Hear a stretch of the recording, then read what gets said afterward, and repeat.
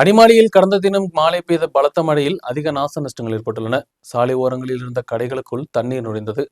பல லட்சம் ரூபாய் நஷ்டம் ஏற்பட்டுள்ளதாக வியாபாரிகள் தெரிவித்துள்ளனர்.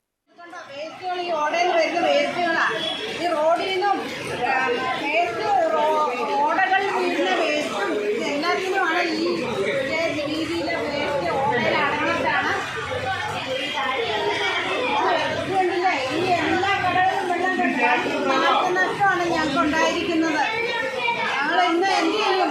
ഇതിനൊരു പരിഹാരം കാണാതെ ഞങ്ങൾക്ക് വീട്ടിൽ പോകാൻ പറ്റത്തില്ല. വളരെ ദയനീയമായാണ് ഞങ്ങളുടെ അവസ്ഥ ഇപ്പോൾ.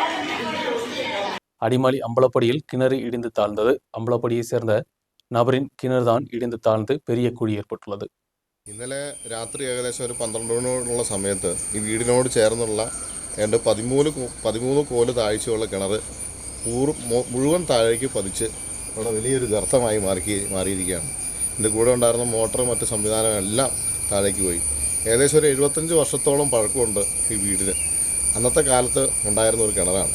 ഈ അടുത്ത കാലത്തൊന്നും, ഈ വർഷകാലത്തൊന്നും ഈ പരിസരങ്ങളിലൊന്നും ഒന്നും ഇതുപോലത്തെ ഒരു പ്രശ്നങ്ങൾ നമ്മൾ കണ്ടിട്ടില്ല.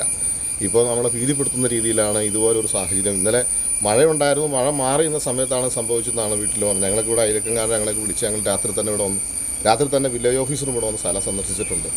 ഇതെന്താണെന്നുള്ള അതിൻ്റെ പ്രശ്നങ്ങളെക്കുറിച്ച് പഠിക്കേണ്ടിയിരിക്കുന്നു. ഈ ഭാഗത്തുള്ള പ്രശ്നങ്ങൾ എന്താണെന്ന് പഠിക്കേണ്ടിയിരിക്കുന്നു.